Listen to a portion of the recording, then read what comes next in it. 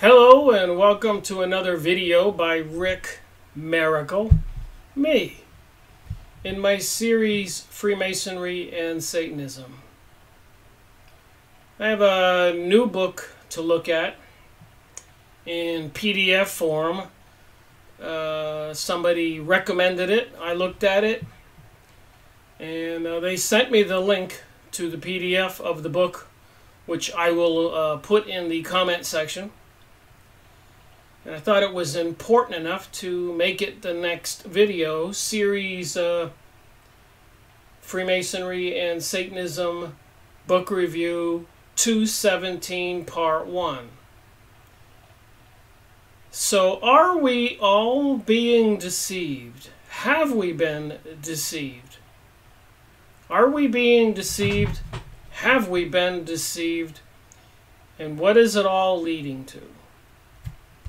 I've been making a lot of videos since 2013, September 22nd. A lot of them are insightful, so people say. And I have to be honest, it's not my intent to create insightful material. Some of this is a bit bizarre and even creates a little fear in me. Scary. When you get right down to it and you realize the seriousness of it. This was a book I made a video on probably a couple years ago. Conspiracy Against Christianity. Masonry. Evidence that the Masonic Lodge has a secret agenda. Ralph Epperson, a well-known author. Go watch this video. Series 92, Freemasonry and Satanism, book review 92, or just put in Rick Miracle, Truth Seeker. Ralph Epperson, or Conspiracy Against Christianity. You'll find this book review. So I have to be honest, up until a certain point, I was a little unsure what we're dealing with. But I'm not so unsure anymore. And the solution to WTH, what the heck, is going on, again, is very concerning and scary and threatening to we the people. I guess you could use the words that were in that movie with Harrison Ford, a clear and present danger. That's no small thing. So it seems like what's on this book, published when? Let me look at the date when this book was published. 1997. Copyright. Suppose I'll have to look at this book again and make part 2 if I haven't already. And a couple other books that pertain to what I'm going to talk about. The Holy Serpent of the Jews. Tex Mars. The Rabbi's secret plan for Satan to crush their enemies and vault the Jews to global dominion.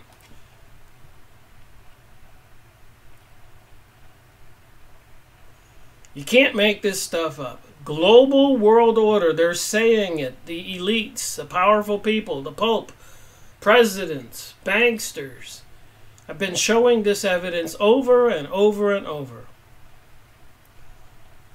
So apparently, World War II is another book I made. This one here was Series 91, Holy Serpent of the Jews. And this one here was the keystone of a new world order. The keystone. Something called a Holocaust dogma of Judaism. They're creating a religion around this. And you see that little black symbol there? That's a 6. And everybody's seen Monster Drink. And there are 3 of those symbols in a row. Monster Drink, 3 of those symbols in a row. That symbol means 6. So on Monster Drink is 666. Does it have to be any clearer? And I've showed a lot of evidence. So what they did, I believe, is somebody came up with the idea of some kind of prophecy fulfillment and said that during World War II, the Hitler regime had killed 6 million Jews. We've all heard that. And a lot of people are saying, no, that couldn't have happened. And a lot of scientists apparently went over there and took chemical samples from the places where it was supposed to happen. And apparently the evidence did not support that. Granted, during the war, there were many people, Jewish people included, who were enslaved and put in these prison factories for the production of warfare materials, etc. And I do know during World War II in the United States, a lot of Japanese were rounded up and put in all these camps because the United States felt they were a threat. So in Germany, if they were to have rounded up a lot of Jewish people because they felt they were a threat, from my research, that would have been a logical move. One, with the Balfour Agreement during World War II, they were dropping flyers, pamphlets by plane all over Germany and all over the Eastern Europe, telling the Jews to side with Britain, and also that they would have an agreement to get the Palestinians land if Britain could win the war with what is called the Balfour Agreement. And I've showed pictures where Donald Trump's face is on a coin overlaid with King Cyrus's face, where they have a picture of King Solomon's temple on the back and the words above it, the declaration, the one that Donald Trump made, President Donald Trump, recognizing Jerusalem as the capital of Israel, and the Balfour Agreement is on the top of that coin. So just a lot of evidence that this president of the United States, President Donald Trump, is supporting the movement towards this global world order. And of course, you know, we all had a very tough election in 2016 November with the choices of casino owner Donald Trump or Hillary Clinton, with all the accusations and bizarreness with her. It was a very troubling election to even vote, and my conscience bothered me so much I had to pick the lesser of two evils. And we were all, you know, in these past 10, 20 years, 17 years or whatever since 9/11, we've all been befuddled, we've all been deceived. So during World War II, with this Holocaust dogma, you can go watch this video of mine, Series 90, or go get these books yourself. Apparently the New World religion and laws will probably say that they are bringing this all about to prevent another 6 million Jews or anybody else from being killed. And they're bringing about these people a lot of bizarreness in our world, shootings, bombings, and other problems, economic toxins, and social, gay agenda, transgender, propaganda, calling Christians haters, and just so much more that I'm learning. It's amazing to me that I keep learning so much, and just recently I learned a lot of information that just, again, befuddles me and surprises me. It just seems to be raining on me, the information I'm finding, supporting all the things that I'm saying. So one of the commenters sent me a link to a book, and I said, well, I better talk about that, because it does sort of prove that the Holocaust dogma of World War II is, in fact, part of the deception. And people are believing it like 911. And even Richard Dolan, the UFO and alien author and lecturer, quite well known, just did a video with his wife Tracy on the 911 event that day. And clearly he says with Tracy that the government story is not the true story, and there were conspirators behind it, and they're looking for a global order. He didn't go as far as to try to say who it was, and I'll say that I am beginning to understand who it was with the Holocaust dogma and the holy serpent of the Jews and the mystery religion, the Kabbalah, i.e., in my opinion, witchcraft, and even the secret passage of the Noahide laws. Go look that up. So anyways, when I get it in PDF, I'm going to take this out so I can show you the pages. I go make a binder.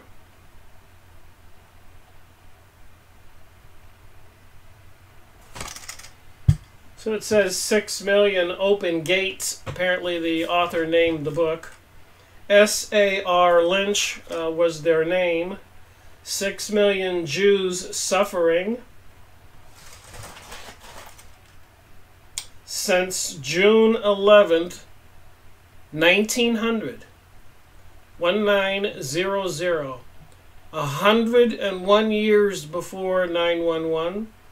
And apparently 40 to 45, when apparently the Germans were supposed to have killed 6 million people, years after 1900 is when they said this. So what are these documents and these pages, that PDF that I printed out for this book? And I will leave a link below so you can look at it in depth. So apparently, here's the cover sheet.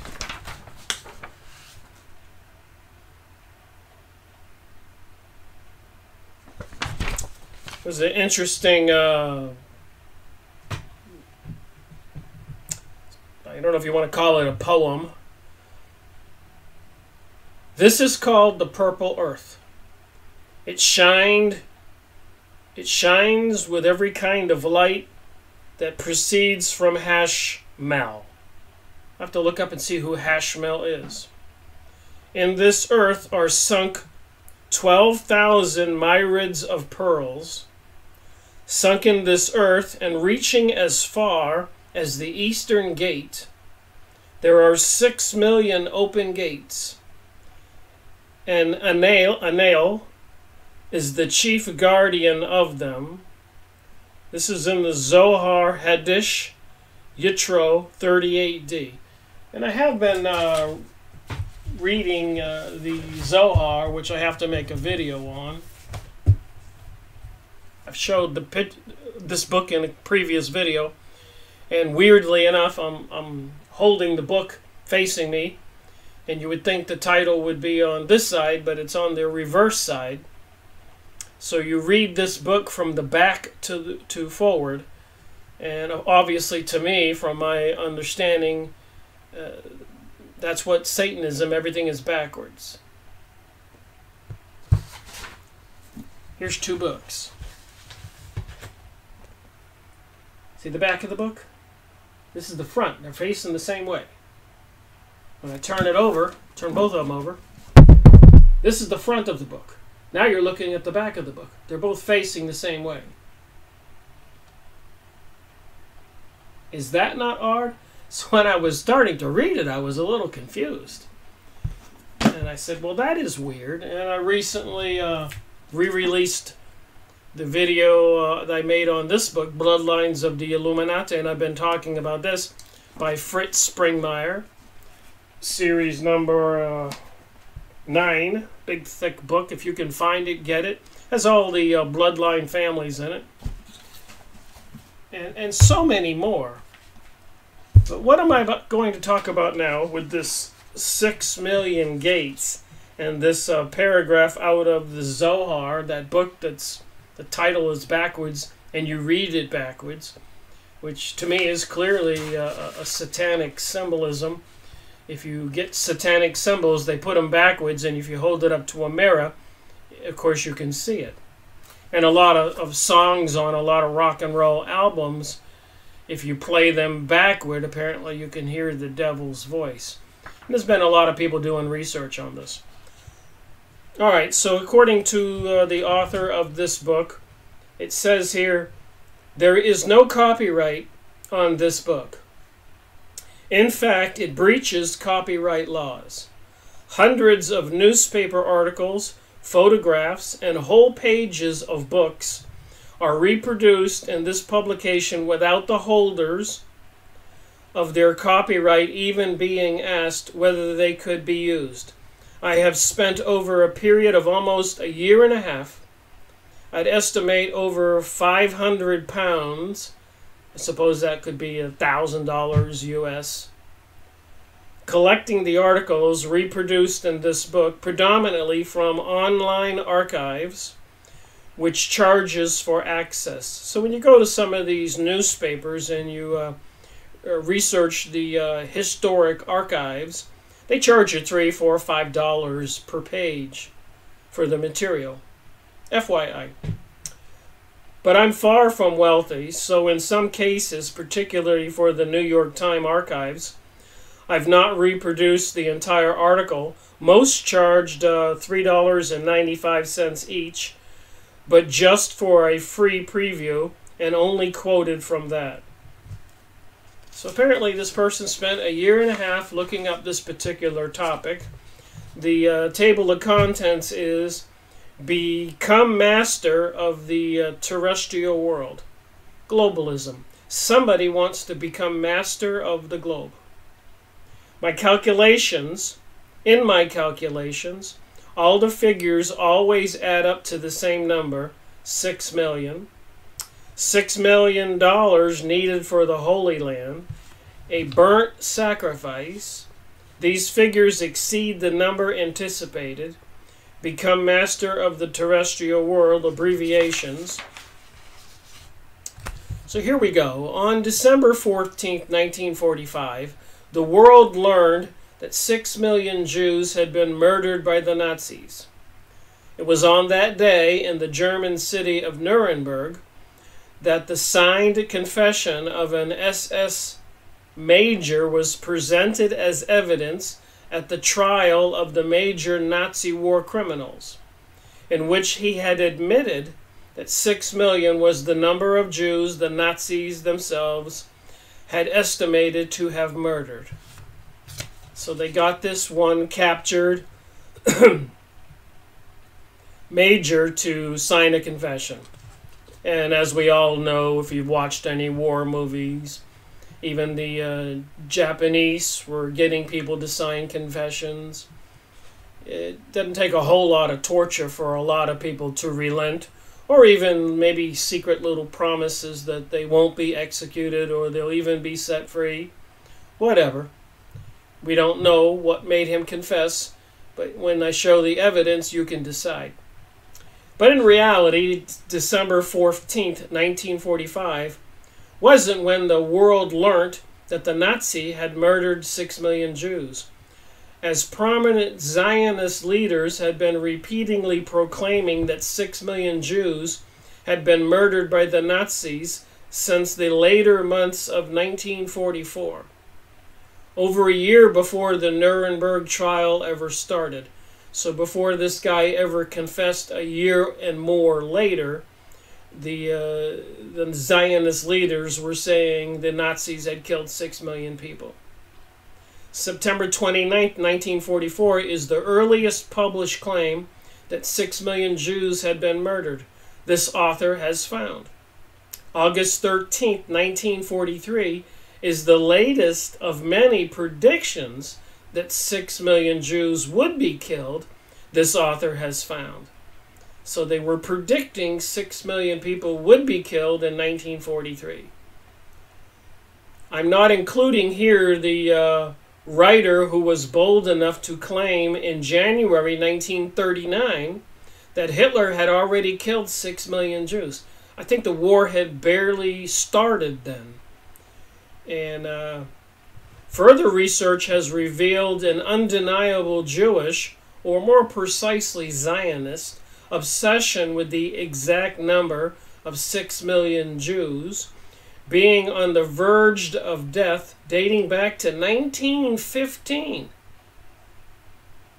the beginning of World War I, or arguably even earlier. This undeniable obsession was first hinted at by the rediscovered in 1995 of an article published in New York in 1919, number 63 in the list of this book. And this Zionist obsession was undeniably proven in Don Hendersheimer's superb book, The First Holocaust, published in 2003. So apparently they were saying 6 million could have died or were going to die during World War I. What is this religion they were trying to create? And apparently, maybe they have created it. Go get the book, Series 90, Freemasonry and Satanism Book Review. In this chapter, I've reproduced over 180 articles or newspaper advertisements which claim 6 million Jews are on the point of annihilation. I could have reproduced over 1,000, according to this author. I saw little point in reproducing articles which only mentioned the numerous Jews, 6 million campaigns in passing, or each version of the same article published in more than one newspaper. But the main reason this book is not 1,000 pages thick is because I've included less than 1% of the articles. I think it's about 250 pages, this particular PDF book. I've discovered regarding Russia prior to the overthrow of the Tsar, so I've talked about that. During the 1800s, the Tsar, the leaders of Russia, had something called pogroms, basically executive orders or police actions against the Jews in Russia, and because they were causing problems, and of course the government had to take action, just like in the United States when we have a serious drug problem, we have a government taking action with the war on drugs, or in 911 with the story that the Arabs did it from the Middle East, we have a war on terror. So apparently the Russians back then during the 1800s had a war or a police action on the Jews in that country. Not forgetting, you can look this up, there's plenty of information, but for the past 2,000 years, the Jews have been dispersed all over the world after Rome dismantled King Solomon's temple. I believe after Jesus' death, crucifixion, and the Jews were not permitted to all reside there. And 700 years earlier, 2,700 years ago, the Babylonians had dismantled the King Solomon's temple, and the Jews were not permitted to live there. Many left, and a lot of them were taken as slaves. So this is a biblical thing that's been going on for nearly 3,000 years. So Russia was just another country in a long line of countries. Back in the 1500s, the Jews were exiled from Spain, and after that, Britain, and before that, Britain and Italy, and all the countries, 90 or 100 different countries in the past 2,000 years. Fair question, I believe, is why, and I could say that 100 times for each country that exiled, banished, massacred them, And a lot of times, according to my research, ritual murder was one of the things, sacrificing humans for some kind of rituals. Gives me goosebumps even thinking about it. Like I said, this is not a friendly, fun conversation, entertainment. It's educational, but it's also concerning. Because apparently these people who are controlling our world right now are derivatives of this. This is their history, and if history repeats itself, that's our future. I've discovered regarding Russia prior to the overthrow of the Tsar, 6 million, whether rightly or wrongly, was the figure usually put forward as to the Jewish population in Russia from around 1890 onwards. So it's always about the 6 million Jews residing in Europe, Russia, Germany, etc. Even Stalin wrote in 1913, of the 5 or 6 million Russian Jews, only 3 to 4% are connected with agriculture in any way. As the Tsarist regime held an unfavorable opinion of the Jews, and again, they have been banished, exiled, massacred, and policed for the past 2,000 years, and even going back to the Babylonians and the destruction of the temple before the one that the Romans took apart. I guess I'm misunderstanding this, but apparently King Solomon built the temple because his father David wanted to, nearly 3,000 years ago. And apparently right after that it was destroyed, and a few hundred years later it was rebuilt once, and then rebuilt twice. So if they rebuild it again, which looks likely after some of the symbols and the coin I've seen, with President Donald Trump's face on it, overlaid with King Cyrus, who helped rebuild it the last time. This will be the third rebuilding of King Solomon's temple, and regaining the homeland for these Jewish Zionist people. And I do not believe Jewish people all over the world, all of them are involved. Even on Yahoo image sites, you can look up Zionism, and a lot of Jews can be showed protesting the Zionist goals for this to happen, to obtain the Palestinians' land. And that's why they had to destroy the Ottoman Empire in Turkey. They were Arabs and Muslims controlling the entire Middle East, and they would not permit the Zionist Jews from obtaining the Palestinians' land. So they used World War I and World War II to crush the Ottoman Empire and get a foothold into the Middle East. And now they've accomplished their goal with President Donald Trump recognizing Jerusalem as the capital. They can find some way to destroy the Islamic holy site, the Dome of the Rock, which sits on King Solomon's temple site, to rebuild it, fulfilling prophecy. And the bottom line is, after they do all that, apparently that's when Armageddon arrives, the destruction of earth. And after that, of course, is the second coming of Jesus Christ. So this is no small thing, I keep saying. So they've been accusing the Germans during World War II of killing 6 million Jews. But apparently prior to the war, they were worried about the 6 million Jews in Russia. And I do know from the material I've been reading, they planned and plotted revenge on Russia. And World War I weakened Russia, and they were able to do through espionage, sneaking in there with military help from other nations, abducting the Tsar, taking over the train stations. The country never saw it coming, which I suspect is which will happen here in the USA. They'll do one thing and disguise what they're really doing, and that seems to be taking place very covertly in the United States right now. And we'll be talking about that. And there is a book I've been reading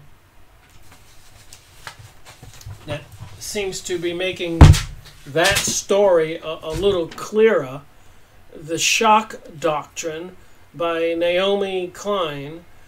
Amazing information here and a point of view I hadn't thought about. Get it? The Shock Doctrine. Like 911, they used one thing, the shock doctrine, so that they could do another thing. And apparently this has been some kind of tactic in philosophy, like the divide and conquer, the Hegelian dialectic, keeping everybody fighting each other, like World War I, the Germans fighting the British, Christians fighting Christians, and World War II, America fighting the Germans and all the other countries, Christians killing Christians. And they use the shock doctrine, or false flags, to get everybody to go along.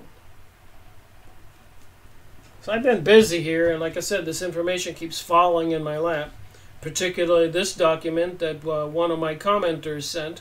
Thank you, by the way. So as the Tsarist regime held an unfavorable opinion of Jews, reproducing articles claiming 6 million Russian Jews are being done in would likely be dismissed as merely containing the estimated number of the Jewish population, whilst ignoring the clearly exaggerated claims of Jewish suffering, especially when contrasted with U.S. newspaper coverage of the Soviet famines from 1921 to 1922 and 1932 to 1933, which were generally ignored and in some cases outright denied. And there have been reports, I've gone over those, where after World War I and these people, through espionage, the Bolshevik Jewish people, with the support and training of the Zionist bankster elite Jews all over the world, this was clearly an espionage event. Like when supposedly we sent the SEALs in there to kill Osama bin Laden, that would have been an espionage event. Sneaking in, abducting him, and killing him. The overwhelming majority of the articles in this book were rediscovered by myself, and many are reproduced here for the very first time. So anybody can go do this, can go to the different newspapers and create an account and pay some money and search different advertisements and pages and collect this information. And I suspect it probably take a year, year and a half to do it like this person did, spending $1,000 plus or minus. They all add up to prove that Zionists had been predicting the downfall of precisely 6 million Jews for decades before Adolf Hitler came to power in 1933. And I've been learning more about Adolf Hitler and that whole story. And remember, the Germans were betrayed in World War I. It wasn't about the Jews. It was a war between Britain and Germany and some other issues. And many Jews were living in Germany and thriving. They had found their paradise. I mean, that's where the Rothschild's Illuminati leader started his first bank, and he now, of course, him and others control all the banks and all the countries, and even, again, through covertly and deception, putting in their man, President Woodrow Wilson, they created the Federal Reserve in 1913, December 21st, a winter solstice, which is also a occult witchcraft holiday. So anyways, this person went to all these newspapers. And prior to World War II, this person found all of these advertisements about the 6 million Jews under threat, under siege, in danger of being killed. So here's one in June 1990. Zionist mass meeting. And I'm not going to try to read these small words. Like I said, I will leave the link to this document in the comment section. But it says here, leaders in the movement arouse enthusiasm at Cooper Union, a plea for human justice. Israel's great gift to mankind recalled, Dreyfus and European persecution mentioned in the convention. So apparently there's this little note here, if I can read it. There were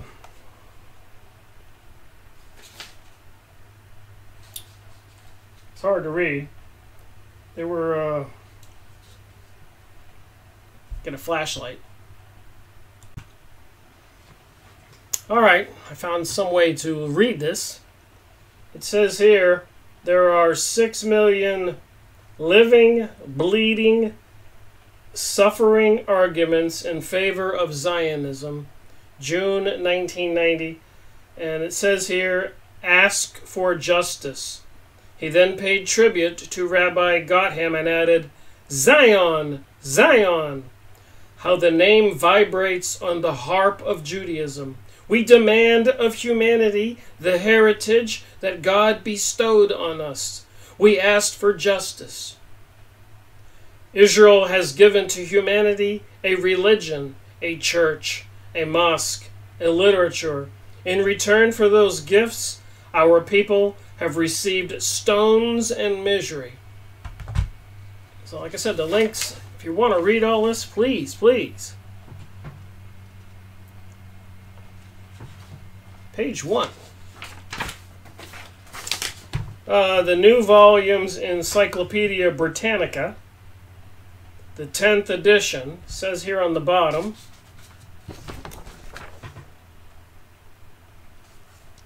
and the author has shown where they mention 6 million Jews.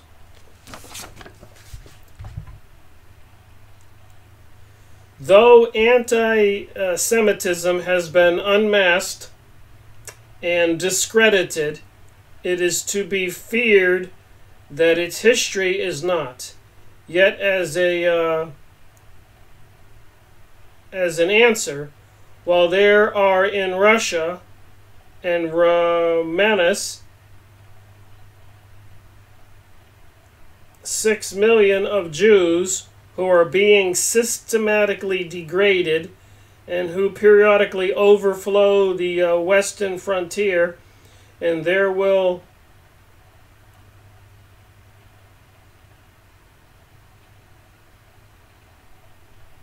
constant be a Jewish question in Europe, and the date of this document is 1902 in the Encyclopedia Britannica. The next document here is the Jewish Criterion. Again, I have to use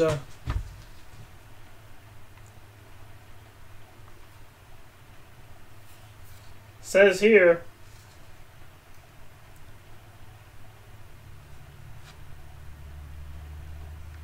Goth says somewhere that there are times when no righteous man has the right to keep silent. The international situation of the Jewish people is nowadays such as not to permit any Jewish scholar, professor, or businessman to refuse his share of active cooperation, and the responsibility is the Great War, in the Great War of deliverance in behalf of his history, millions downtrodden brethrens, the well-to-do Jewish lawyers, physicians, bankers, traders, manufacturers of London and Paris, New York and San Francisco, have not done their full duty as men and Jews in paying for their family pews. The Jewish Criterion, it's a publishing document, and I don't see a date here. 1903 has the holidays. A Happy New Year to our readers. That was the third page in this book I'm going to post. 1904, our London letter by our own correspondents. Down here on the bottom, 1904 document, and it says here the Jewish Criterion. I guess it's a different date on the same magazine, the Jewish Criterion. It says here, he referred chiefly to Russia and the Bolsheviks,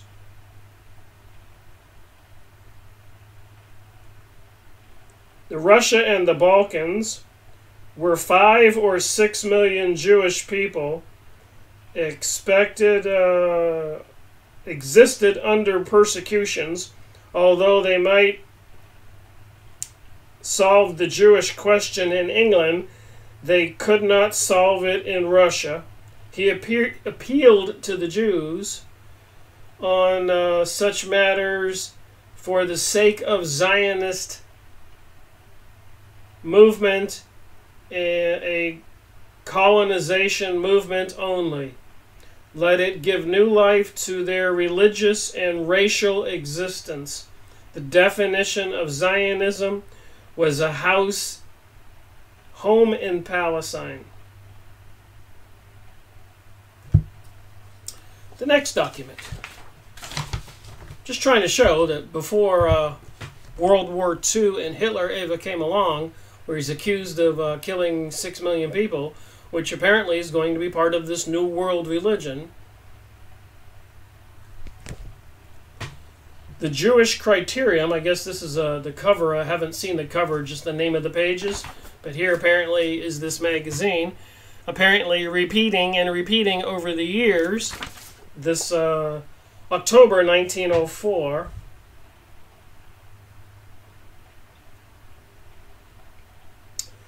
The formulation of the principles once accomplished, I urged upon your Zionist brethren to undertake again in unison with the entire house of Israel a gigantic campaign throughout the United States, concentrating the entire financial, mortal, and intellectual strength of our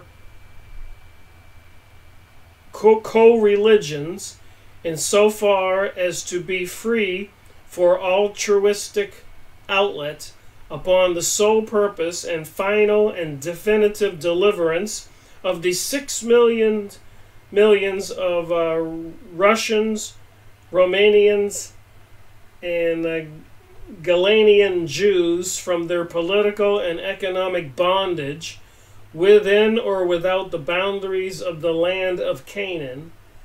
The Associated Press did as the great honor to dispatch their representatives to our meeting, and the next day.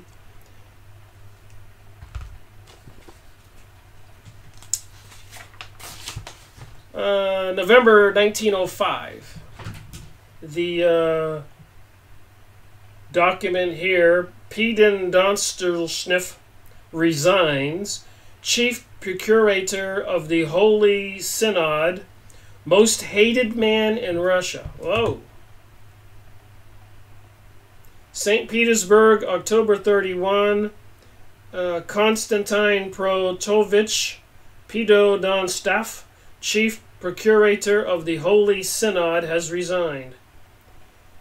Since his appointment as Procurator General of the Holy Synagogue, Jewish Temple, in 1880, he has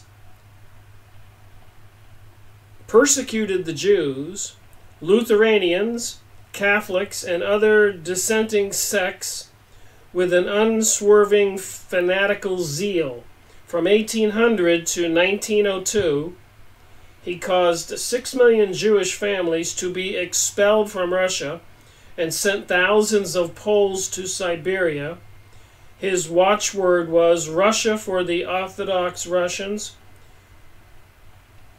6 million Jews mentioned there in 1905, before World War I and World War II. All right, Dr. Paul Nathan's view of the Russian massacre, 1906.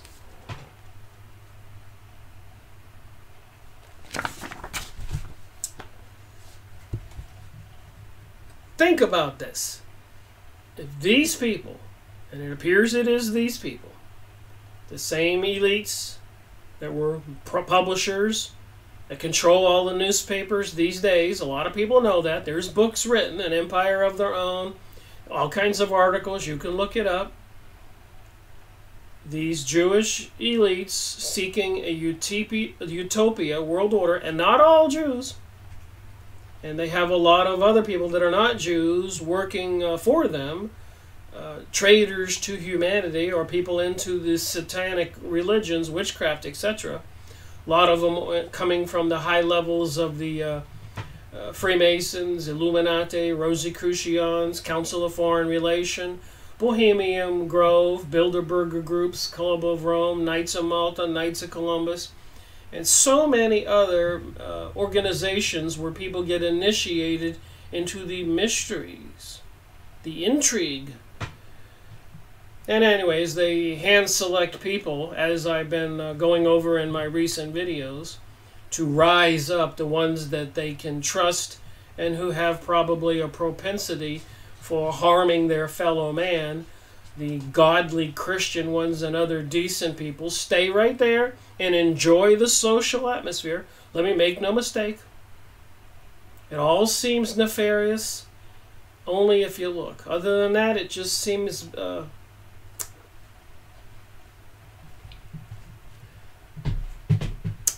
what do you call not dangerous, benign.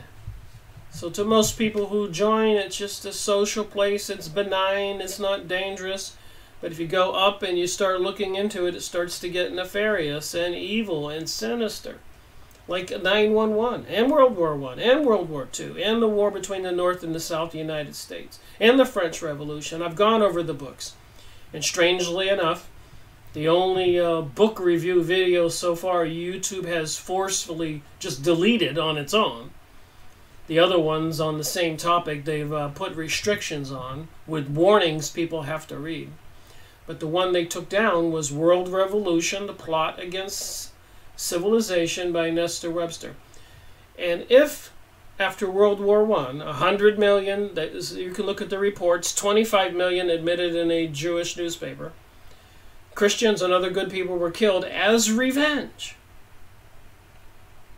after World War I for the 100 years of pogroms, persecution, police action against these people. You're seeing some of the articles in many of the newspapers. Revenge. And they said, a lot of people said they were going to get revenge, and they get World War I, and they did take revenge and invaded it, and for 10 or 15 years proceeded to kill millions, 25 million, 100 million people. Go look it up. Jeff Rentz on his site has a report, and many others. If you just look up millions of people killed in the Bolshevik Revolution, or 25 million or 100 million, you'll find all the reports. All this stuff is verifiable. And if you read some of the Jewish documents, like I'm doing right now, you can see they have a hatred, and they want revenge. So we had World War I and World War II, and then in between the Russian Revolution, and of course the Chinese Revolution. 100 million people or so killed there, creating communism. And communism threats in the United States, it seems like they have taken over. And I've got other evidence to show that they seem to be controlling everything. And they're using things like the shock doctrine and apparently weather control and other weapons, economic. And they keep shocking us and shocking us. 9/11, hurricanes, fires, economic threats, terrorist threats, bombing, shootings. There's a psychological effect there, and they know what it is. When everybody's in a daze of being shocked, like shock and awe when they invaded Iraq. Everybody was stunned, speechless. Nobody probably could move, like 9/11 here and the invasion of Iraq. Nobody could think clearly. And whatever the one shouting, the Arabs did it, let's destroy all those countries, people are not thinking clearly. Their heads are foggy. It's shocked. And apparently it's a tactic. So expect more of it. Dr. Paul Nathan's view of Russian massacre. Startling reports of the condition and future of Russia's 6 million Jews March 1906, before World War I, certainly before World War II, were made on March 12th in Berlin to the annual meeting of the Central Jewish Relief League of Germany by Dr. Paul Nathan, a well-known Berlin publicist who has returned from an extensive trip through Russia as the special emissary of Jewish philanthropists in England, America, and Germany to arrange for distribution of the relief fund of $1,500,000 raised after the massacres last autumn. So apparently in 1905 there was an attempted revolution, and of course World War I started in 1914 June, after they took over control of the United States money supply. In December 21st, winter solstice, witchcraft holiday, 1913. After trying to get control of the USA money supply for 50 years, even poisoning and killing a couple USA presidents, a couple other presidents were poisoned and survived assassination attempts. So years earlier, they had controlled the USA money supply with a big bank, but their corporation was canceled when the date was due. It wasn't renewed, and so there was revenge to be paid there. And of course, between World War I and World War II, we had the Great Economic Depression in the United States. So we were severely punished at that time. And it was probably a great distraction, because at that same time, they were killing 100 million Christians and other good people in Russia. And a lot of other things were going on. Just like right now with the hurricanes and fires, it's a big distraction from what's really going on, the preparation for the global world order, and the incessant, unceasing attack on Syria, and even the threats to annihilate Iran, as President Donald Trump said recently.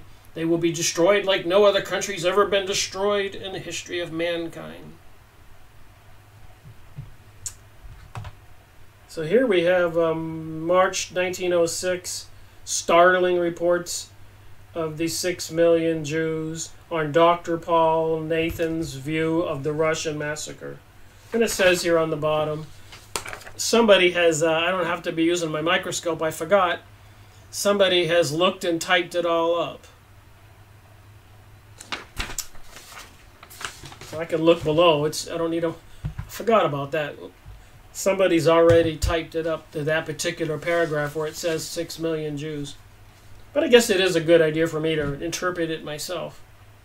March 1908.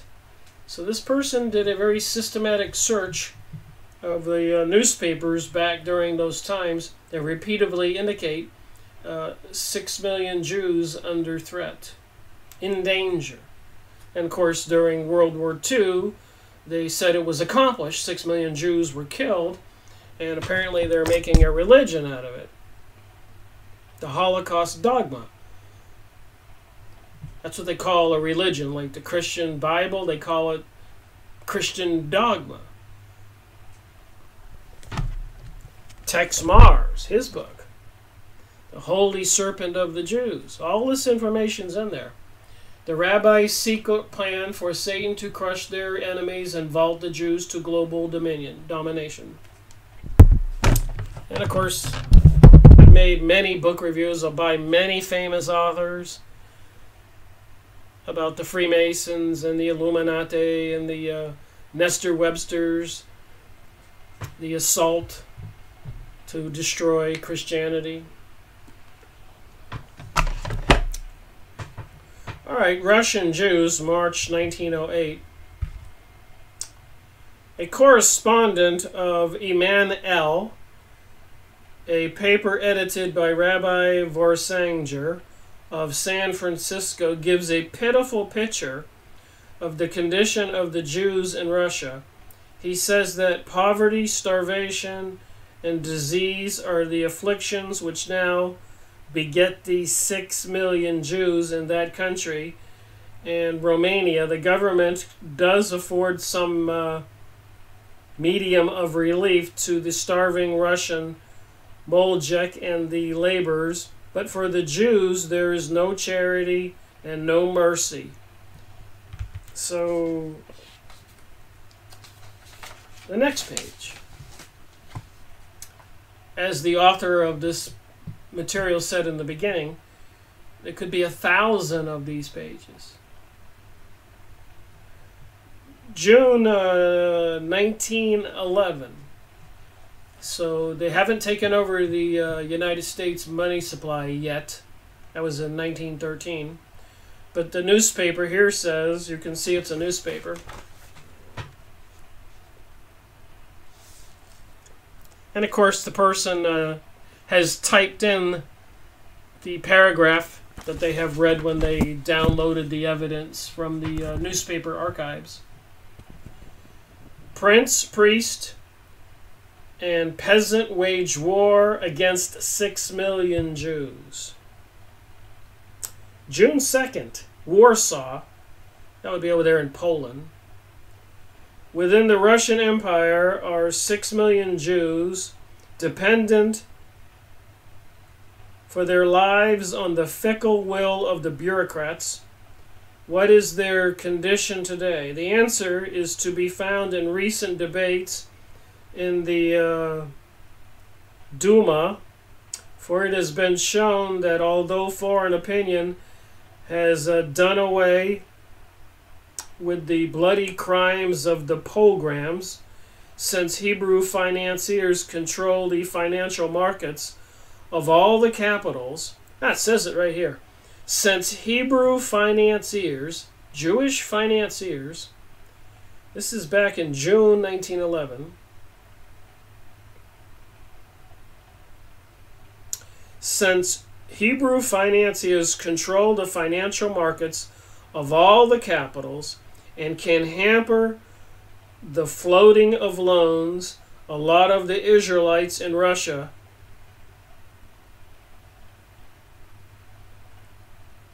see it's worse today than ever. Prince, priest, and peasants have declared war against them. Duma members have lately declared that any police officer ought to be exiled to Siberia for allowing to live within this pale, i.e. large districts in eastern and central Russia.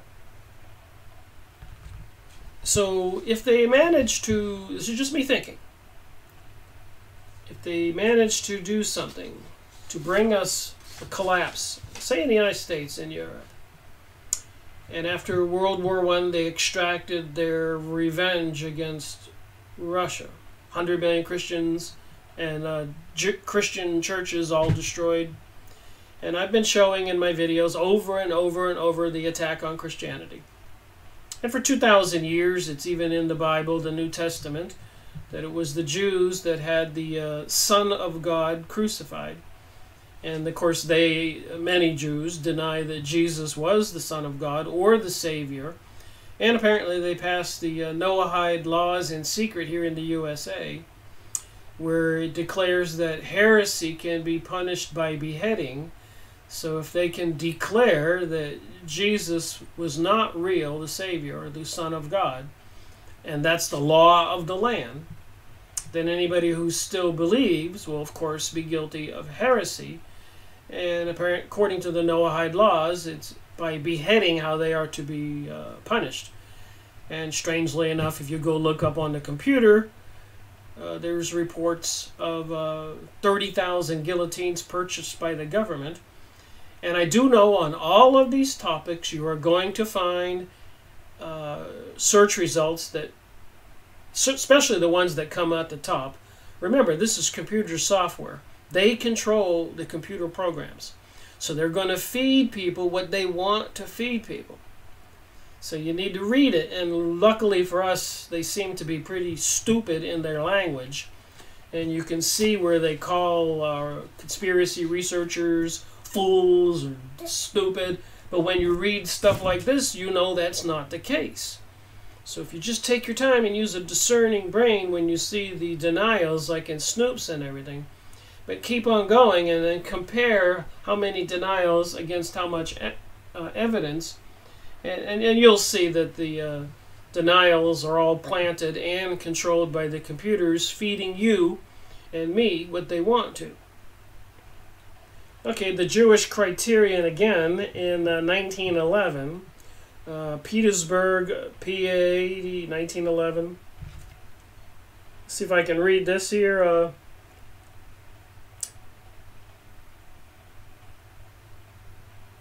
In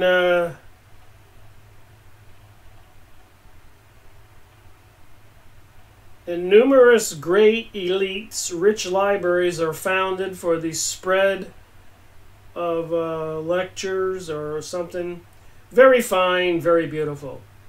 But the virtuous governments which work with such noble zeal for the spread of eternal peace acquiesce in the downfall of 6 million creatures, for no war has yet destroyed 6 million lives. For no war has yet destroyed 6 million lives prior to World War I. Do you understand what I'm saying? Published in the Jewish criterion, it clearly says the downfall of 6 million creatures, for no war has yet destroyed 6 million lives. September 1st, whoa, 1911.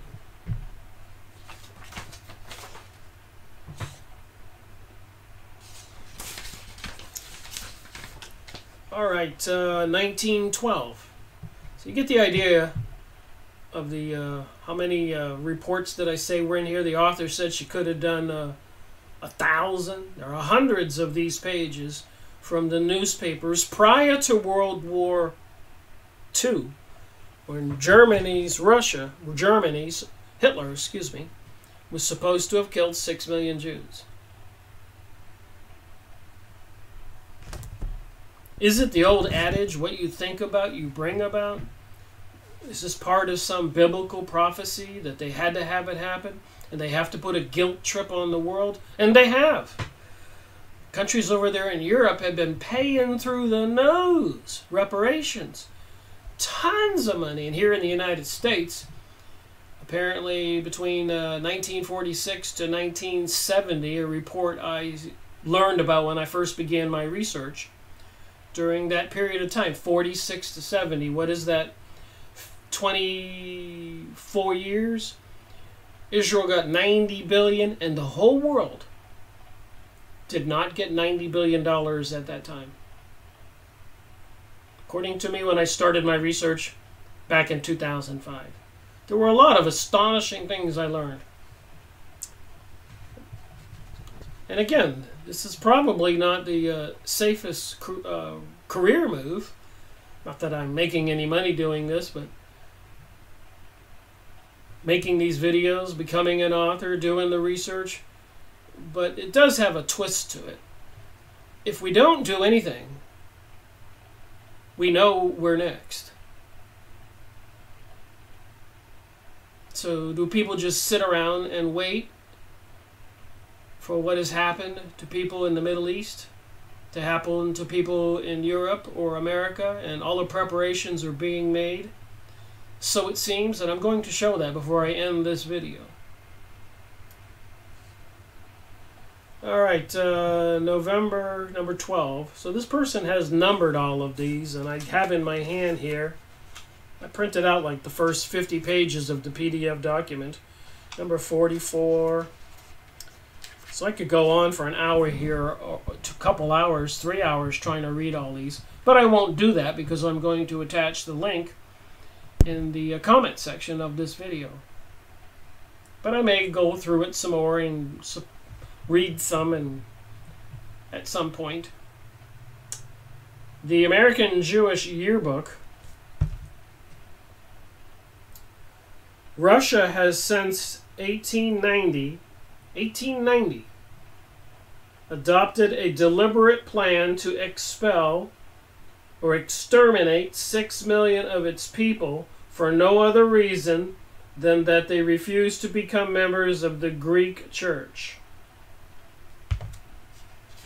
That's not why they expelled them from Spain. It was because of whatever they were doing, practicing the Jewish religion, was causing a lot of concern, problems maybe, and hopefully it wasn't human sacrifices, which apparently in many countries over the past 2,000 years, I've gone over books about that, but that was the straw that broke the camel's back when they would find the body of a dead little boy with the evidence of all the pinholes in him. Apparently they drained the blood into a bucket and either drink it or use it to make bread for some Passover thing. It's a religious thing, sacrificing the animal. And when I started my research, I was looking at the Jerusalem Post, jpost.com on the internet. It's in English. And I read the press releases, which you can do today. And then I went down to the comment section.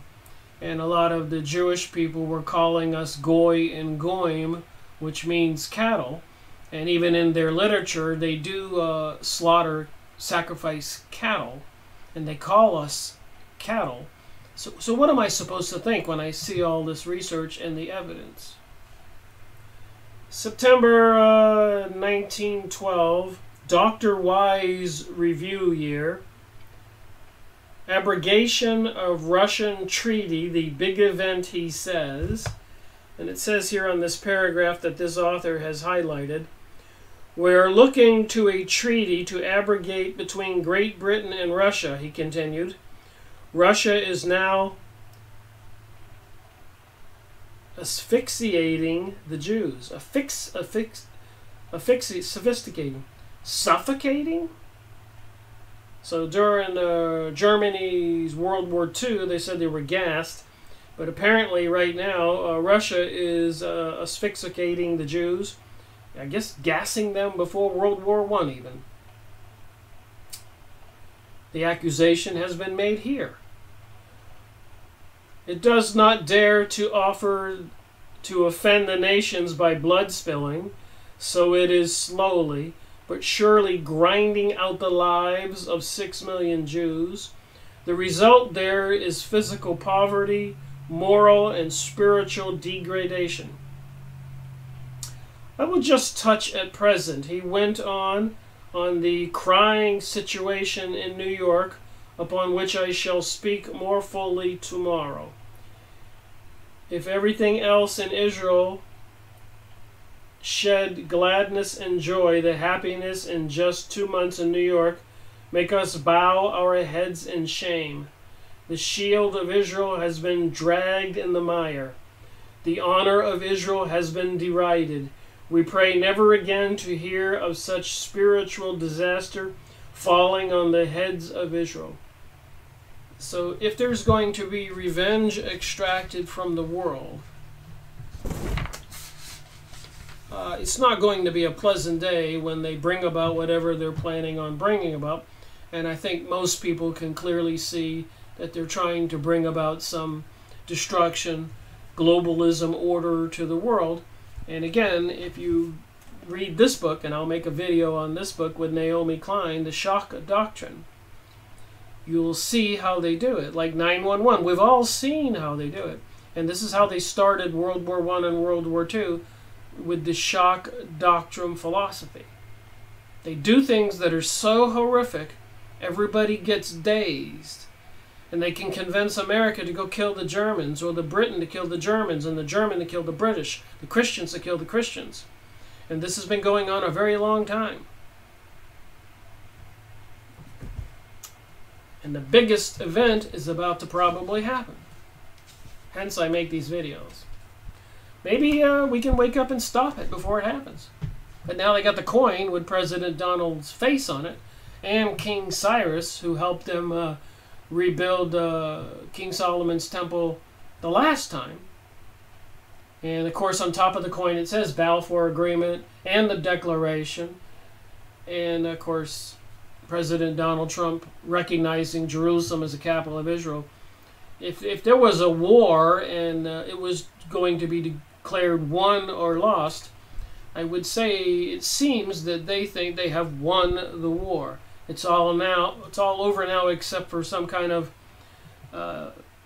action event like 911 in the United States, collapsing the system and purging out people who know too much or who do not agree with those 30,000 guillotines and who won't swear allegiance to whoever they say is some kind of godlike character, the Antichrist.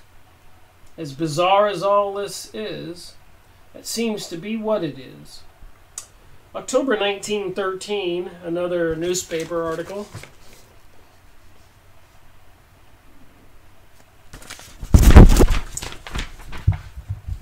Magnifying glass.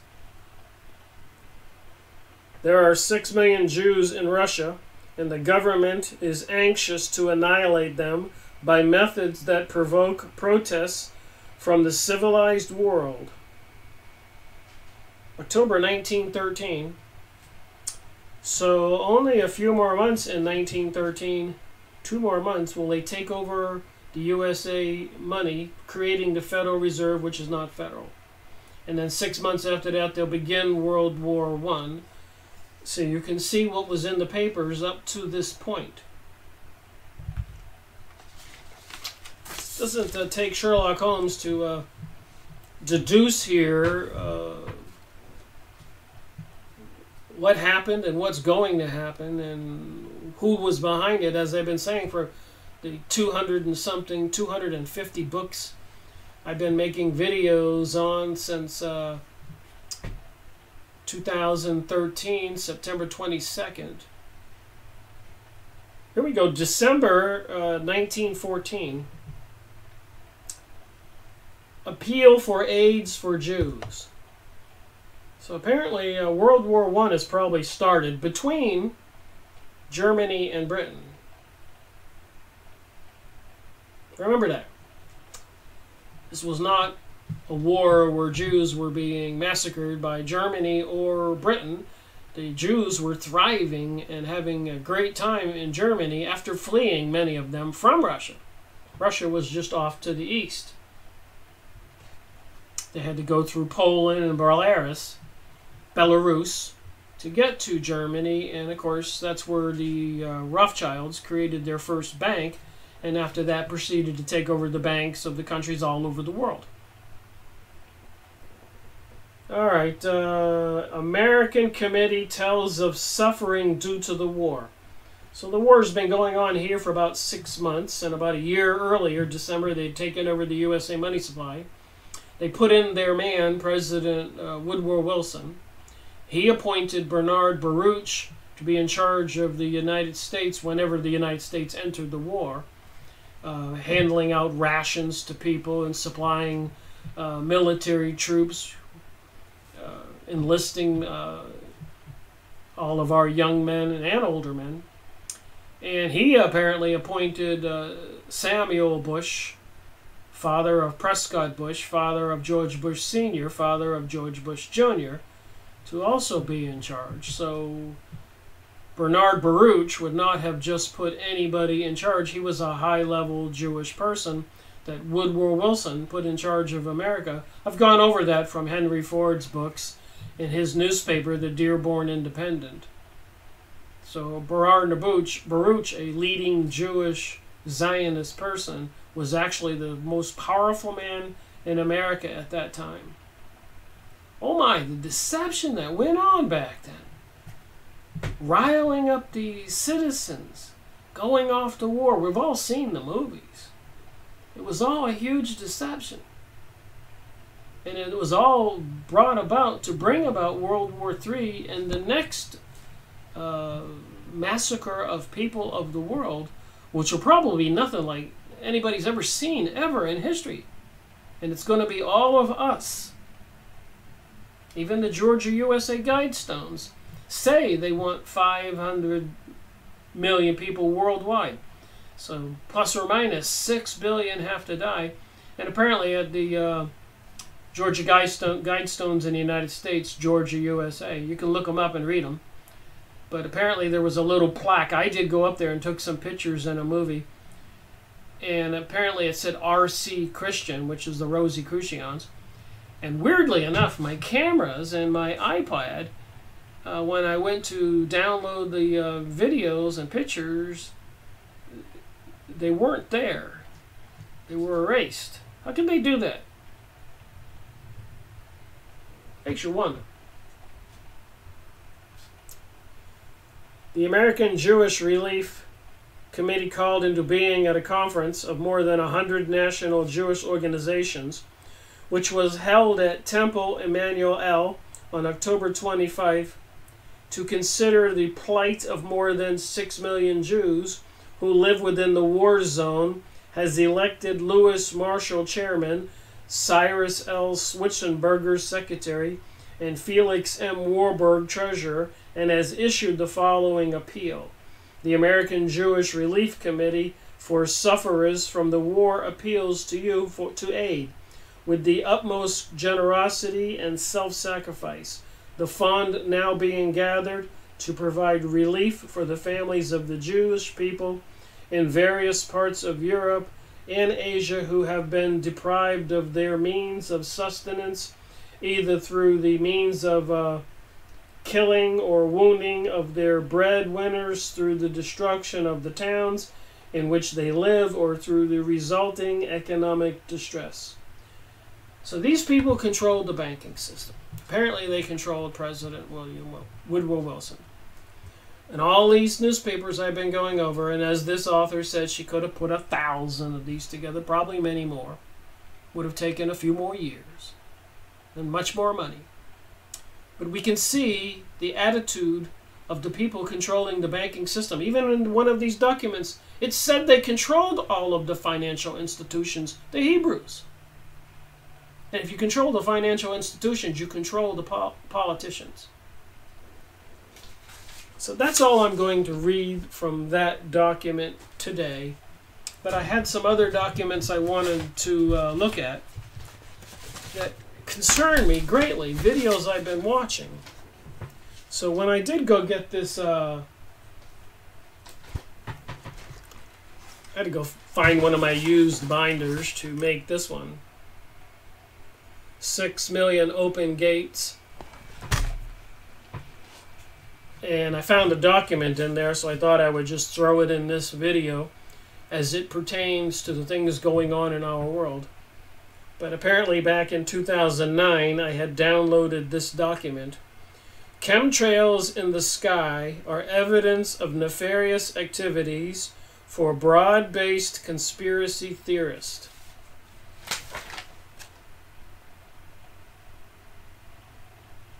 In 2009. I began my investigation in 2005. Cultural panic over pollution in the sky and changing weather patterns has given rise to a particular conspiracy theory about jet plane exhaust. This is Alexandra Zichet. Anyone living near a major metropolitan airport has gazed up at the sky and seen them patchworks of crisscrossing contrails left by passenger jetliners. Most of us don't give a second through this common sight of a scratched up sky. If we do, it's likely to reflect on the explosion in air traffic and the growing contribution of air pollution. But for an expanding minority of Americans, again, this discrediting propaganda out there of Americans, those hanging contrails represent something much more sinister than increased carbon emissions. Since the late 1990s, a flourishing conspiracy theory subculture has been ringing the alarm that many of those contrails aren't normal vapor and exhaust contrails at all. So they want to blame it on climate change. First they tried to blame it on global cooling, a coming ice age. Then they used global warming, and then they went to climate change and saying that we humans are causing the planetary climate to get extreme, hot or cold, and rising oceans, and excessive rains, and droughts, and winds, and hurricanes. when I am convinced, and I think I can prove it, and I probably already have in my many videos, that they're using advanced technologies to bring all that about. And why would they do that, you ask? And I show you the documents where they were going over and over and over and over and over, saying the 6 million Jews were in danger and being asphyxiated by the Russians and denied to the right to eat and work and have anything or do anything. And again, I'm not going to say that they haven't been persecuted and banished and exiled and even massacred for the previous 2,000 years. They have, and it's all documented. And then even before that, before they rebuilt King Solomon's temple with King Cyrus, they were enslaved, and the other previous King Solomon temple was destroyed.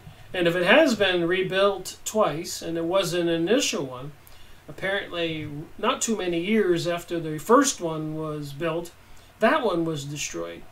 So you have to ask yourself, if this is a serpent, fallen angel thing, did God have a hand in it and destroyed it once, twice, and 3 times, and they're about to rebuild it the 4th time? And I got that information in the Freemason edition of the Holy Bible, where apparently the second one was destroyed, the second rebuilt one. So that makes me think there's 3 so far. The first one. Anyways, this is just more supporting information that something's just not right. Britain publishes Doomsday Climate Change Vision. This is back in 2009. 2 British cabinet ministers showed off a doomsday vision of disappearing cities and rising seas on Thursday, part of an effort to push nations to strike a new pact on curbing emissions of global warming gases.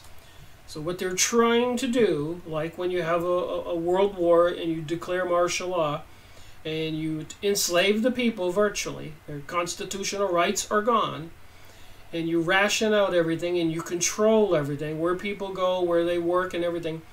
You're trying to use the global warming issue to bring about that kind of control over we the people.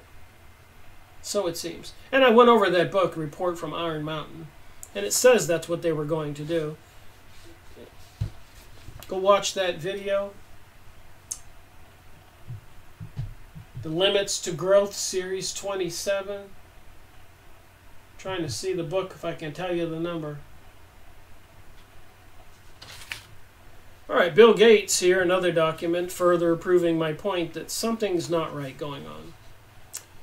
Bill Gates says a coming disease could kill 30 million. I mentioned this the other day. So recently, a lot of videos are being made, and the authors are talking about this. What Bill Gates recently said for this coming flu season, apparently. Bill Gates thinks a coming disease could kill 30 million. And Bill Gates has already said some very weird things, concerning weird things. He's one of the elites, and if he says 30 million could be killed by a new disease, I pay attention when he speaks. He said with the proper vaccinations, we could reduce the population. Excuse me? And they're in California, you have to get a letter signed by a judge or submit a form that you won't have all those vaccines injected into your child. And apparently they can take your child away from you because you're not giving it the care. And even I had a physical recently, and the doctor wanted me to take a half a dozen vaccines. And I said, no, thank you. And the nurse said, it's not for you, it's for everybody else. Social conditioning. So apparently we have more here. This is 2018, 9/23. A next flu pandemic could be deadlier than the Spanish flu. And I've gone over the Spanish flu in Leonard Horowitz's book, AIDS and Ebola. They had to send one scientist to Alaska 2 times, digging into the frozen ice where apparently some people got the Spanish flu. They were looking for a body of somebody who died and that was flash frozen so they could extract and recreate the Spanish flu. That was in Leonard Horowitz's book, AIDS and Ebola. You can look at the videos on YouTube, Leonard Horowitz, AIDS and Ebola. Set of scientists there 2 times to recapture the Spanish flu. Apparently it was a worldwide thing. Killed millions and untold millions. So here on this recent Sun newspaper, in Britain I believe, the next flu pandemic could wipe out 400 million. Go look these things up. Don't believe me. I looked them up. I was watching videos. I listened to people. So when you put all this into context and you realize even the Israel and Mossad, the Israelis' intelligence agencies, and other sinister, nefarious people were involved in 9/11, so they could destroy all those countries in the Middle East. And they even have maps on Yahoo image site for Greater Israel from the Iraqi and Euphrates River to the Nile, recreating the ancient kingdom of Judea boundaries, part, again, of biblical prophecy fulfilled. You got it? Get it? Eisenhower, and I've been going over this and I need to make a video about this book. Other losses. You're not going to believe this story. When I found it out, the Morgenthau Plan. I got the book. I tried to find some other books on it, and there are some. They were just too expensive for me. But apparently, after World War II was over, now we've just seen all this threats of the 6 million Jews prior to World War I. And World War II, the newspaper advertisements go on and on and on and on. After World War II, 1 million to 1.7 million, whatever, German troops. Remember, German troops are just obeying the officers and the generals, and, you know, they get enlisted. They weren't volunteering for the war in Germany. So they were soldiers, and if you don't do what you're told, you get shot. And at the end of the war with the Geneva Convention, if you surrender and the war's over, you're not supposed to be executed. But apparently, other losses, you can see the book here. That's exactly what they did. And apparently, it was in cahoots with the President Eisenhower, who apparently was Jewish.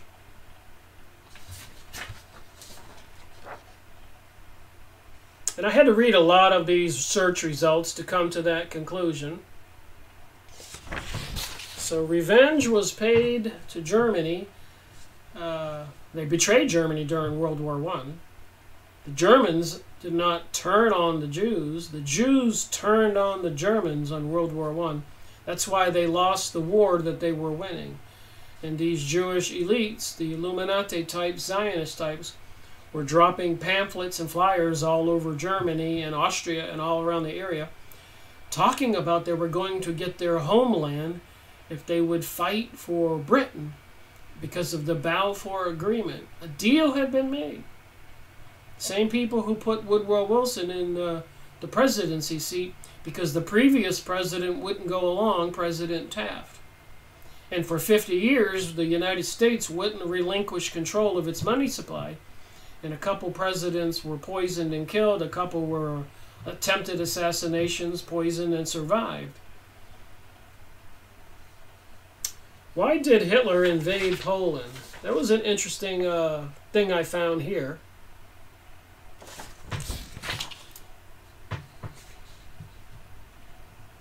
The post-World War I. Remember, the Jews turned on Germany in World War I, so they lost the war. And during World War I, they were having the hearings and the trials of Versailles hearings. And the Jews were not bashful at all. They said right there in the hearings, well, we helped you, Britain, win the war with the Balfour Agreement. You promised us the Palestinians land. And the Germans sitting in the audience, probably on trial for their lives, said, what the heck? they realized they had been betrayed by the very Jewish people living in Germany during World War I. So they lost the war, and apparently was super harsh on Germany. And a lot of the land between Germany was given to Poland. You can see the yellow property here. So the brown and the brown, the Germans and the Germans, were separated by the yellow land. The Germans pleaded with the Poles. They said, give us a 1-mile corridor. But the Poles were arrogant, and they had the support and the advice of the Jewish elites all over the world. World War II now, because during World War I and during the Versailles hearings, they took this land from Germany, and they divided the country and gave the land to the Poles. The yellow. And prior to World War II, Hitler and Germany pleaded with Poland to give them a 1-mile corridor across that land. International Jewry, who represented 80% of those attending the Versailles Treaty, forced Germany to give a portion of their country, the Danzig corridor, to Poland. Edward House, Wright, the Jewry's Jewish lead man, a Rothschild employee, the Illuminati, the banksters, who previously helped form the Federal Reserve. It's all here. Here's the link to this document.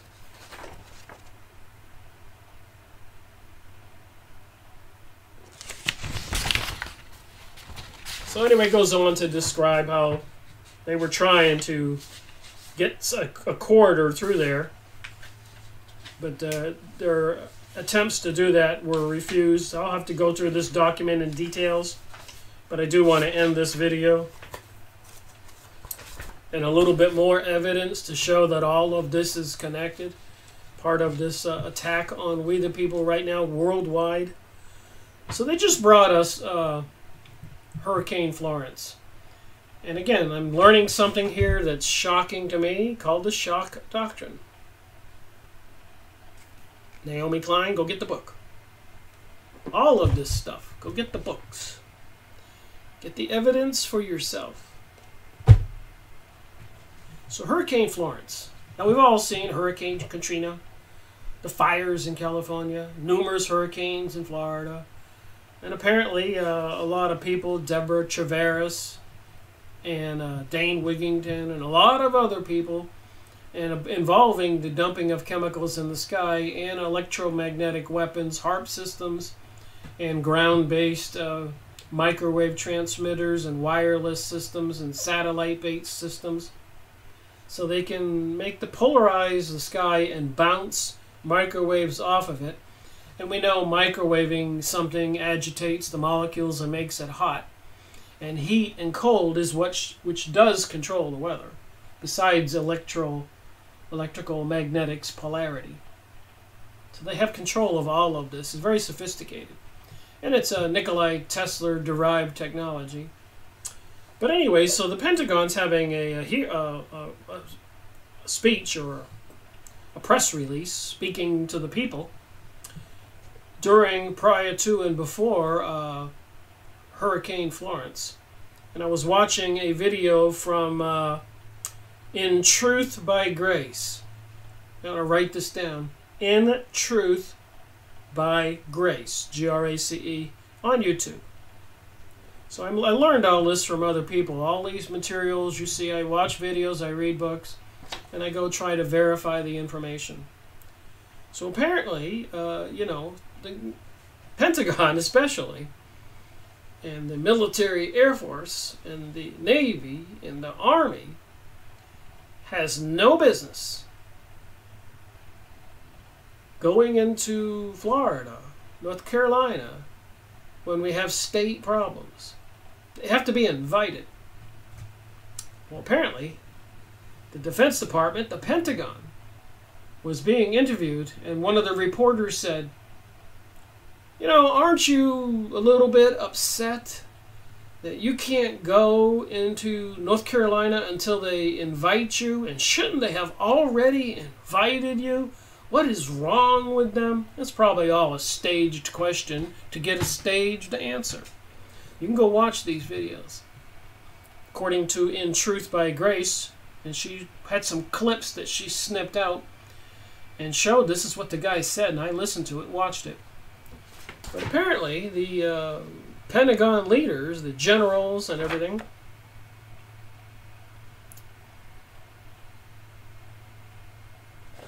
they were taking it upon their own authority to start sending troops and equipment and everything into North Carolina, setting a precedent.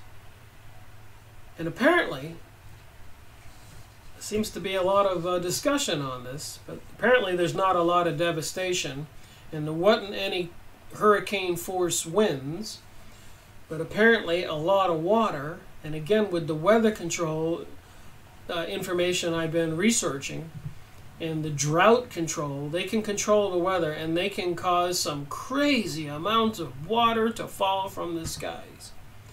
But apparently they couldn't get the hurricane force winds, and they predicted it 1,000 miles out in the cold water exactly where it could go. So according to the shock doctrine, they've done this before, like New Orleans, and they wanted to invest a lot of money and develop all of that valuable real estate around the Mississippi River and the Gulf. I mean, just think about it. It's somebody's paradise as a resort, like the Fiji Islands and Florida, and now the coastline of North Carolina.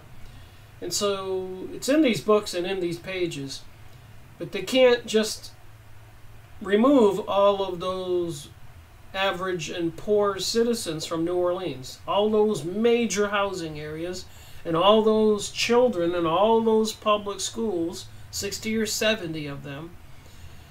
But they did come up with a technique to be able to get all of that done immediately.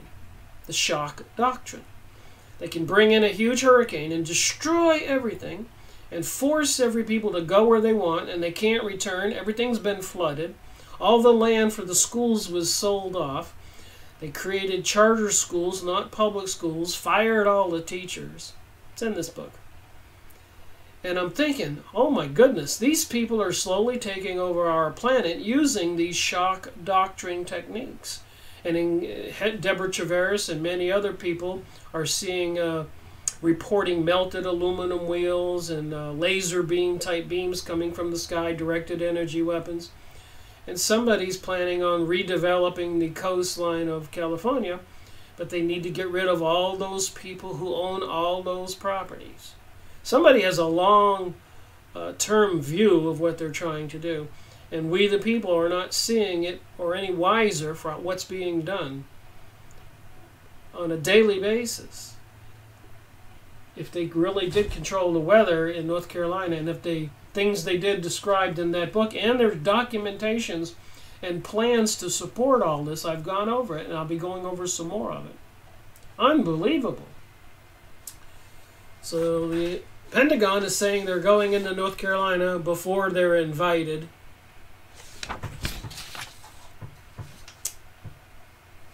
More results on that. You can look it up. And apparently, not too long ago, 2012, there used to be a law that they couldn't use propaganda here in the United States. They could use propaganda in other countries all over the world, the Middle East, to kind of get the people to think the way they wanted to think. But they couldn't do it here. Anyways, they repealed that, and since 2012 and 2013, they can do it, and they are doing it. They repealed it. They can do this propaganda and make up these news stories and these hurricanes and all these things and blame it on global warming. It's all legal. Please go look it up. Don't believe me.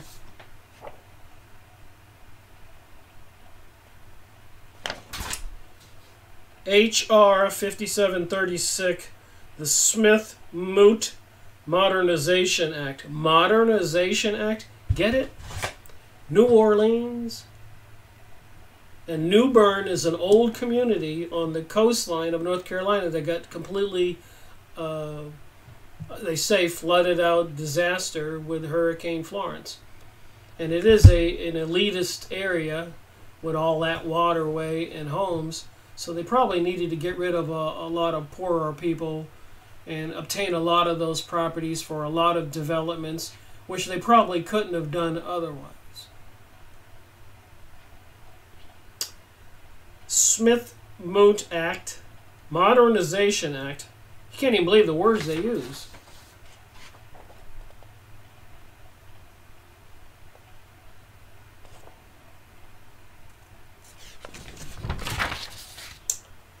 The NDAA 2013 Congress approves domestic deception propaganda. So legally, they can use deceptive propaganda. So the elites can acquire whatever lands and change the system and the operation of this country any way they want. And who do you think is behind the politicians? Who put President Donald Trump in office? What did President Donald Trump do? Something that nobody's done before. Nobody would ever think about doing. It's so outrageous. But then again, we remember Donald Trump in the TV series, "You're fired! You're fired!" They trained that man. He's going to fire all of we Americans, apparently, in the end. So they can use domestic deceptive propaganda, and President Donald Trump recognizes Jerusalem as the capital of Israel. I showed a video with the Prime Minister Benjamin Netanyahu, and he's exclaiming, "We have the temple! We have the temple!" Make no bones about it. This is a big thing. So for decades, the so-called anti-propaganda law prevented the U.S. government's mammoth broadcasting arm from delivering propaganda to American audiences. But on July 2nd, that came silently to an end with the implementation of a new reform passed in January. The result, an unleashing of thousands of hours per week of government-funded radio and TV programs. Please go look these up.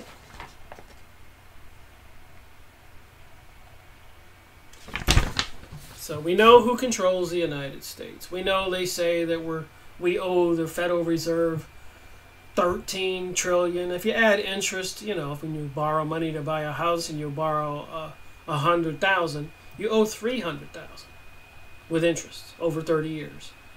So this $13 trillion that we owe with interest is probably 30, 40, 50 trillion, maybe much more. We can't even make a dent in it. So apparently they control us, and apparently every American citizen and everything we own is collateral. Apparently in 1933, the United States went bankrupt, and we've been operating under bankruptcy laws ever since. So we're not operating under the Constitution, apparently, according to my research. And we're operating under a corporation called America Inc.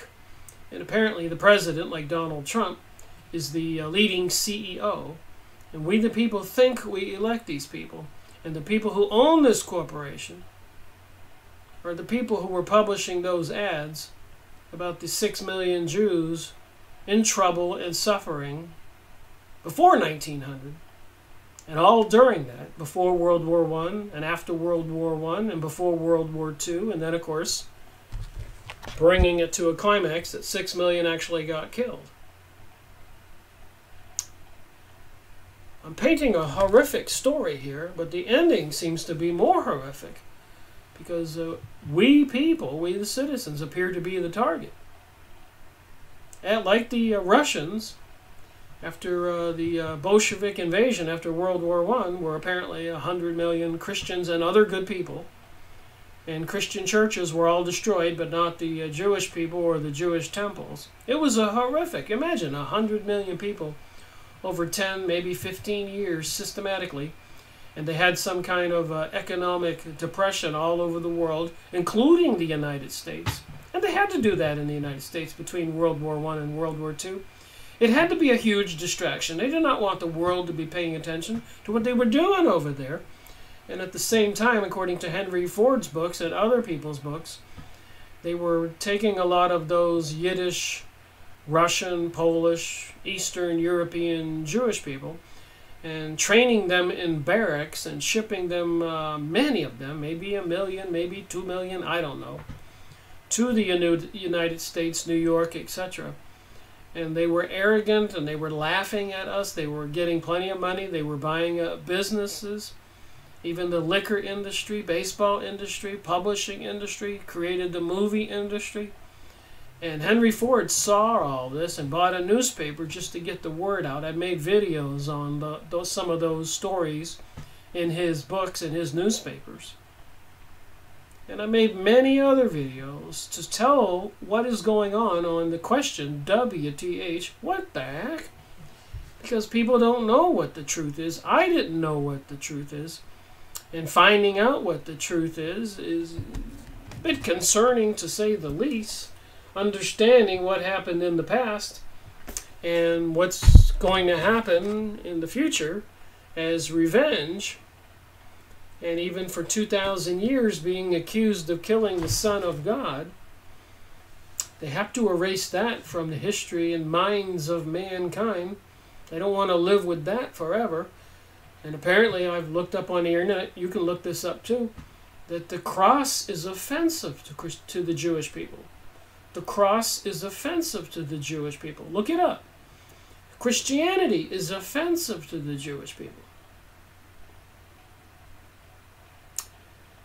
Thank you for watching my video, Rick Miracle reporting.